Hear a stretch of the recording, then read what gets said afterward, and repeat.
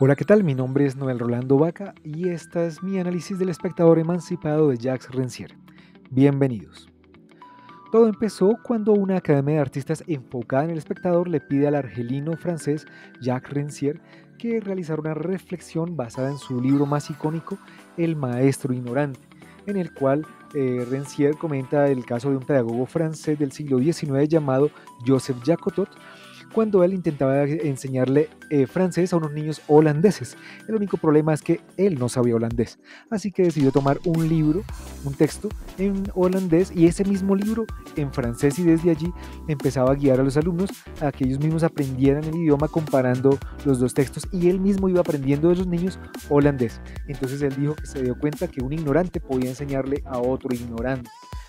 Así que esta idea la toma Rancière para crear programas a las escuelas públicas en el año 1980, y allí él declaraba que instruir era embrutecer, es decir, continuar con ese viejo esquema o concepto de que el maestro es el que llenaba la vasija vacía del cerebro de los estudiantes con su gran sabiduría, sino que se dio cuenta que las dos personas tienen la misma capacidad de aprendizaje y pueden enseñarse mutuamente. Esto, por eso es que él decía que quien enseñaba sin emancipar atontaba. Es ahí donde él acuña el término famoso de la emancipación intelectual, es decir, el hecho de enseñarle a las personas que tienen capacidad de aprendizaje y que por ellos mismos pueden aprender muchas cosas, tal como han aprendido a caminar, a comer, a vestirse, muchas otras cosas a través del aprendizaje natural. Todo esto él lo basó por medio del teatro, pues decía que el teatro eran unos cuerpos en acción ante un público, donde los actores representaban unas escenas ante un público, pero que desafortunadamente el teatro de la época de Rancière era un teatro muerto, pues había unos espectadores pasivos, y esto era un mal, porque se acostumbraban solamente a mirar las apariencias, que es muy diferente de conocer, de analizar un proceso, de tener una participación activa. Y esto es malo porque se presentaba la ilusión sumado a la pasividad, que decía Platón, esto es una enfermedad completa, la ilusión del sufrimiento y el deseo. Y esos son simplemente unas sombras que llevan a una ignorancia, y esto sumado a la pasividad es una completa maquinaria del embrutecimiento. Y por eso hace falta un teatro nuevo, un nuevo teatro, sin espectadores pasivos, sino con un drama que lleve al espectador a la acción, donde unos cuerpos movilizados están frente a otros cuerpos que deben ser movilizados, y retoman de esta manera la energía vital, el poder, su capacidad de aprendizaje. Se activa la inteligencia. Por eso es que el arte no debe desligarse de la política, porque la política, todo lo que sea en común, todo lo que sea colectivo, todo lo que incluya más de una, de dos o más personas, ya es polis, es política. Entonces el arte está llamado a influir en la comunidad. Así pues, él habla de esta participación activa del espectador, lo arranca del embrutecimiento de la apariencia, de la imagen, del show, de las luces, del humo, del color, de las emociones simples, y son ganados por la empatía con los personajes, donde,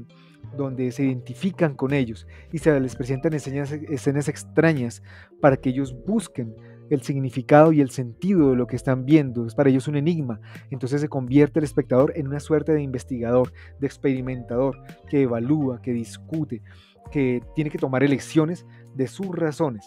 Es allí donde se comenta el teatro épico del famoso poeta y dramaturgo Bertolt Brecht, con su teatro épico, que luego llamó dialéctico. Es un teatro que él lo hace de manera muy racional, muy científica, muy metódica, y él tiende al distanciamiento, es decir, a no involucrarse tanto con el espectador, sino que desde la distancia que genera su representación en escena, pero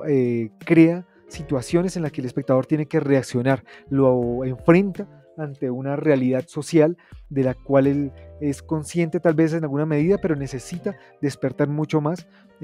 a él. Por eso dice que el arte no es un espejo para reflejar la realidad, sino un martillo para darle forma. En su contraparte está también Antonino Artaud,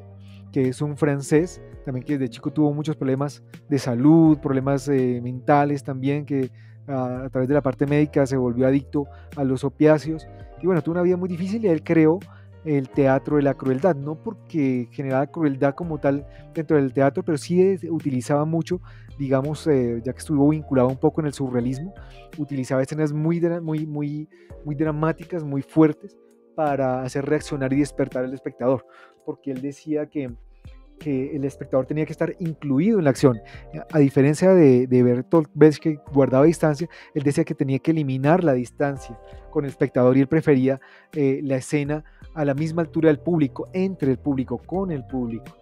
Así que es el que empieza a incluir la participación vital y crea la performance de los cuerpos, donde toda la comunidad entra en una coreografía. El teatro se vuelve un lugar de confrontación público consigo mismo y se vuelve un acto colectivo. Y por eso decía que el teatro era una comunidad coreográfica. Para él era un ritual purificador. Incluso él tomó todas esas ideas cuando fue a México a explorar con las tribus y con los indígenas Tarahumara de México y aprendió muchas cosas de allí, de él. Así que el teatro se convierte en colectividad, es una construcción sensible donde el cuerpo es un conjunto de percepciones, de gestos, de actitudes y donde la colectividad ocupa un lugar y un tiempo, se vuelve una revolución estética, donde cambia la mecánica no de las leyes establecidas como tal, pero sí de las formas sensibles, donde la experiencia humana entra en restauración, porque su naturaleza es la asamblea, es la ceremonia común. Y allí es donde se toma conciencia en esa situación, cuando se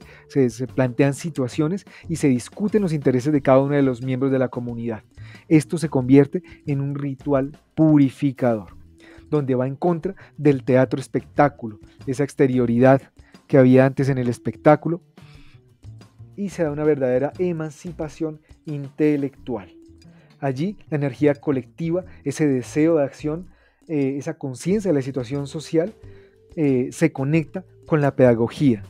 ya que las personas son conscientes de su ignorancia. El verdadero ignorante, decía él, es aquel que no sabe que ignora algo o cómo puede llegar a aprenderlo. Así que no hay ignorante que no sepa ya muchas cosas, porque las puede aprender por sí mismo, como lo ha hecho todas las cosas, a través de mirar, de imitar, como hacen los niños con sus padres, escuchando, probando, corrigiendo y sobre todo con la imitación, ¿no? Aquí Rancière nos habla que entre la ignorancia y el saber, que la ignorancia y el saber no son un objeto o alguna situación, sino una distancia que se debe recorrer entre lo que no se sabe y lo que se quiere saber, donde el maestro se destruye, digamos que esa jerarquía y ese alejamiento entre el maestro y el aprendiz, sino que la igualdad de inteligencias nos da la oportunidad, ya que el animal humano, dice él, tiene la capacidad de aprender observando, comprobando, repitiendo, así como cuando una persona puede aprender a través de una plegaria o de una oración que está escrita, puede aprender otros idiomas también, comparando las palabras que ya conoce con el mismo texto, con otras de otro idioma, ¿no? Esto se hace a través de un trabajo poético de traducción, ya que se traducen signos, se comparan figuras, se comunican aventuras intelectuales y se comprende lo que otras inteligencias le comunican a través de los signos por la misma inteligencia, con la misma inteligencia, ya que dice que este trabajo poético de traducción es el corazón de todo aprendizaje. Y por eso la práctica emancipadora del maestro ignorante es aquel que reconoce que lo que ignora, esa distancia o ese embrutecimiento, es un abismo, si este abismo que vemos acá no es un problema, no es algo que debemos destruir o abolir, sino es más bien es un salto que debemos dar, es un abismo que tenemos que salvar, que superar en nuestra condición, porque digamos que nuestra condición humana es la comunicación y que los seres humanos somos animales distantes, que nos comunicamos por medio de una selva de símbolos. Así que todo lo que ya sabemos es un camino simplemente a recorrer para lo que aún no sabemos y que podemos aprender tal como aprendimos cualquier otra cosa. No para ser unos doctores, unos supermaestros, sino para practicar esa traducción, para poner nuestras experiencias en palabras y ponerlas a prueba, para que otros las traduzcan y para también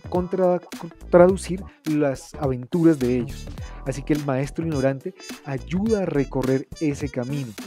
No le enseña a sus estudiantes o a sus aprendices su saber, sino que les piden que se aventuren a la selva de las cosas y de los signos, y que digan lo que piensan y lo que han visto, y que lo verifiquen y lo hagan verificar. Muchas gracias.